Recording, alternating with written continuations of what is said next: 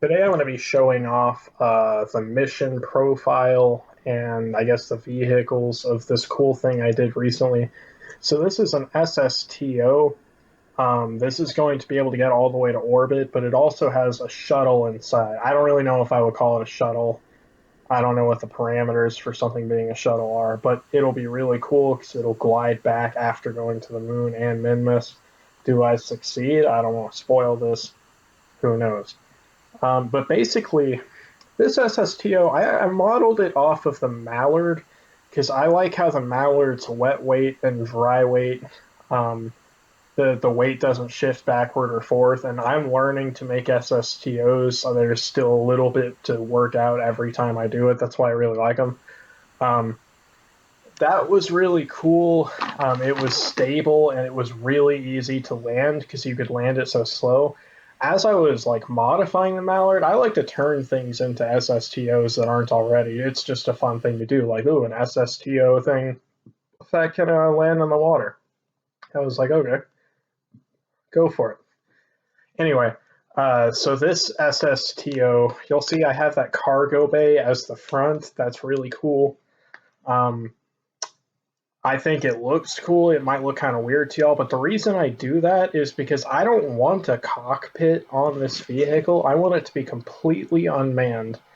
My reasoning for that is just that it makes no sense to send people up there that, might be a liability. Like if you have to go up and then immediately just fly back down like you're an airline pilot, why not just make a robot do that? Like the Russian shuttle could land itself. The technology for landing a plane is there. So I'm showing off what's inside there. I brought way too much monopropellant considering this plane doesn't need any at all. Like it doesn't need the docking port. This is just a really general purpose plane with a huge payload. You can actually see there I have room for two of these, and I have got two to orbit, but I figured that wouldn't be a very interesting video because both this vessel in front of y'all, this is capable of getting um, to the moon and, or, the Mun and the minmus. So it's kind of like, well, why would I need to do that twice? Go to both places twice didn't make any sense. So I just took one. I actually filmed this part after everything, so keen-eyed observers might see that this is still in orbit later on in the video. But yeah, I like the Mallard because it can stay really stable. It's really good at going into atmospheres. There weren't really any close calls with this. This particular vessel, I have a success rate of like 4 out of 5 landings go perfectly. That's why I don't overdo this one with quick saves. Sorry I didn't edit those out. I'm not very good at it. Um, I didn't overdo it quick saves because once you get back into the atmosphere with this one, the jet engines kick in. So you have Delta V to work with. You don't have to, scramble to make sure you're falling on top of the KSP or center KSC, whatever. Yeah, you don't have to scramble to make sure you're falling directly on top of that.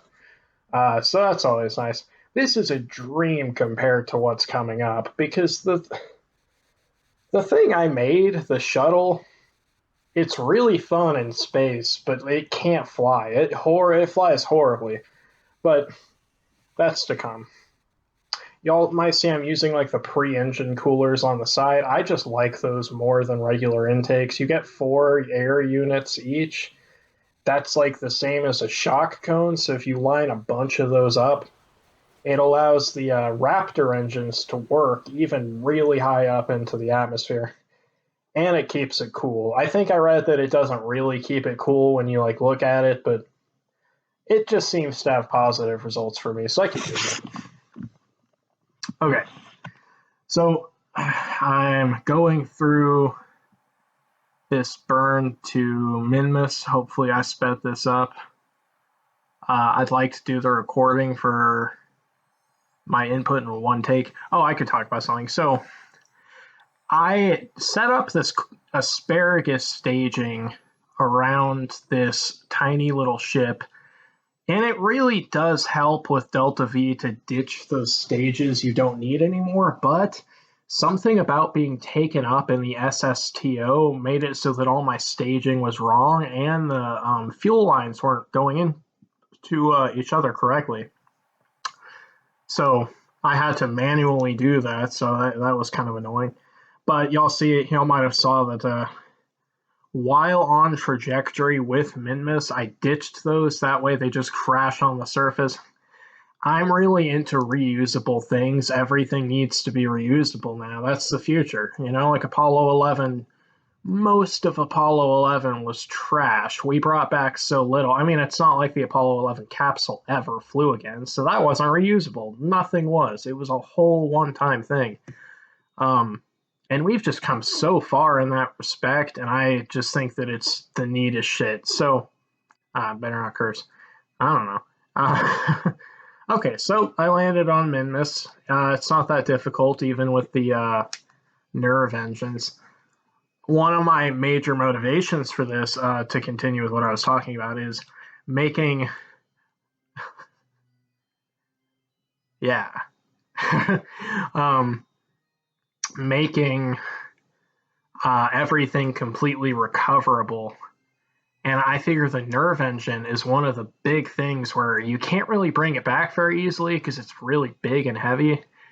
So I thought that this might just be a really cool way to get those back to the surface. I've done similar systems in the past where when you're coming back from a planet like Duna, you just stop in the orbit of Kerbin and you decouple and you just leave the nuclear engine up there and then you refuel it the next time you need to use it. So it's like, I think it's really cool. You have something you just leave in space, like a taxi or a shuttle or I don't know, it's like a bus.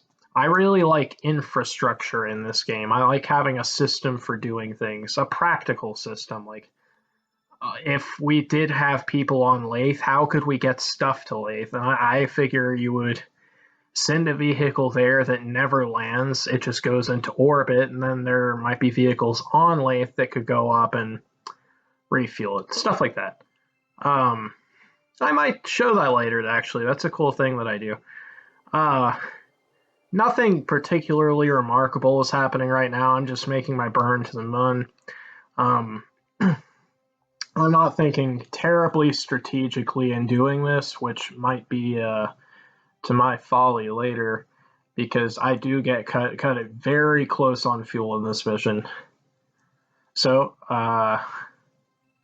here we go. I'm a little disappointed I have that leftover fuel in those tanks because I don't want to ditch it, but I also don't. I can't do all that manual stuff while I'm trying to land this on the Mun. Um, Turns out I find the perfect time to do that, which is during my burn to stop and go to the surface. This mission was very stressful for me, so I'm still kind of like encapsulated as I watch it because there's normally no consequences for me if I mess something up. I just kind of go back on a quick save and everything's good. But I really wanted to get as much of this as I could in one take without relying on quick saves too much. That doesn't work out later on, but all of this I actually did in just one take. All right, slowing down. The Mun is a lot. I'd say it's quite a bit more difficult to land on than Minmus. I didn't choose to land on it second for any particular reason. It's just when I was testing this vehicle, I wanted to go with the easier thing to do first, so I chose to go to Minmus first. It might be better to go to the Mun and then Minmus, I'm not sure, like Delta V wise. And here's a painfully slow landing.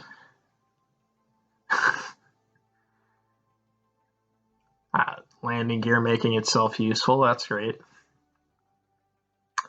Y'all might have noticed the strange setup of this little plane. There's the heat shield at the front that's in front of the one-person capsule with the what are those called? Sidekick, the Separatrons, yeah. That will be cool later. That is a part of the landing sequence. Not good. Yeah, I forgot to set the brake in this, but I did some quick thinking and I took out that flag and I stabbed it into the ground because I knew it would roll back and hit that and I would look like a total badass. No, I'm kidding. I didn't even know it would make contact. I thought it would just roll right through. Okay. I see. I included. Oh wait, what was I gonna say? Well, I put a lot of torque into this. This is a. Don't watch this takeoff. This is very sloppy. I was not pointed in the direction I thought I was, and I tried to correct it for a little while, and then I just gave up. I was like, I just need to get out of this freaking moon's orbit. So I cut this down. There is a lot of editing to this part. Um, a big reason for that is because I couldn't decide whether I wanted to try to aero brake more or if I, like by dip deeper into the atmosphere, or like after I was at an adequate height, I wasn't sure where would be a good time to stop and try to hit the Kerbal Space Center. So yeah, there is a lot of editing taking place here. This part, as you can see, that heat shield is really good at covering everything, and the wings are really good at holding it steady. That's been a big problem for me with vehicles like this. This vehicle kind of spurred out of this idea, or my problem with SSTOs, which is that you can't air brake with them very easily. I thought, well, what if I could just get it into space with a heat shield? It won't bother me in space because it doesn't need to be aerodynamic. Um, so that's where this idea came from. It's bringing it down quite a bit. It shouldn't be too much longer now before it's I'm going in for the landing. Oh, it's a good looking landing. Took me probably about 8 tries. So while I'm going into the atmosphere,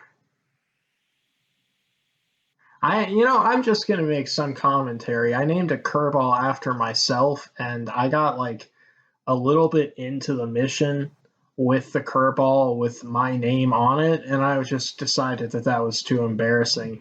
I have a reputation to uphold. People can't see silly stuff like that. Uh, no, so I went with Jebediah. I think if anybody deserves to land on 2 moons in one mission, the more seasoned astronaut should. So here I'm. Oh yeah, there we go.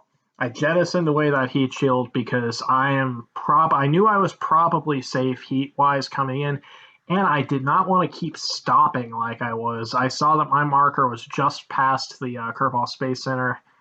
I wanted to start flying straight. This thing, as I said, is a nightmare to fly.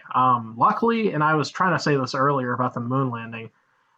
You saw that explosion. I'll talk about that in a minute. Um, it had a lot of torque, so it made it really easy to take off. I didn't expect for it to be able to lift itself off the ground like that, even on the Mun. Usually on the Mun, you have to build up a little bit of speed to take off because it's weird taking off with a plane in a vacuum, obviously. um, yeah, this has a lot of torque. That was a great benefit to it here. That thing that exploded back there, I closely inspected the vehicle. Y'all might have seen me open up the landing gear. I was like, should I proceed with this? Is this going to work? I have no idea. Um, so after I saw I had all my wings and I had landing gear, I was like, well, go for it. But yeah, the thing that exploded was that nuclear thing that makes energy or electricity. It's obviously really expensive, so I'm kicking myself for letting that happen. I really needed to put that in a cargo bay. I think I just clipped it in there because I was like, hey, this mission won't even take that much electricity. It's no use making it, hard on myself to maintain. Like, what if I forget to put solar panels? So I just threw one of the nuclear things in there. Then it broke. I'm a little disappointed. But, okay, so we're coming in with the landing. This was very difficult. This was a harrowing landing. It took a few attempts. This thing is like trying to land a dart. It really is unstable because the dry weight of that tank kind of moves the center of gravity backwards or forwards, or it's just kind of unstable. So this was, I do it. There you go. That was a little bit bumpier than what I wanted. But I got all of that. And after I did a second take, the one where it cuts, that's basically my starting point. Something I do that I'm sure would be very annoying to viewers and make it kind of less dramatic is I like to save up to the closest point I can if I have to start over just to make things easier on myself. I decided for the video, I'm going to put that point back further so you get to see one nice smooth take into the onto the landing pad. But there you go. I got the SSTO back to the ground, back to the KSP, and I got this little shuttle thing back to the ground. It doesn't really serve a practical purpose right now. I'm sure I could easily add a payload and maybe only a little bit more fuel. Like the SSTO could carry two of these, so I could carry a significantly bigger vehicle. In fact, I was just kind of kicking myself for not building a longer vehicle because it would have been much more stable going through the atmosphere. I made this look very easy though, so I might include some clips of accidents because I obviously recorded all of those as well. But thank you for watching. Stay tuned. I might show how I do some other things in Kerbal Space Program. And if I say anything weird or wrong, I love learning space facts. So if I assert some truth about something that's not true, feel free to call me out on it. Read me for filth or what have you. So thank you.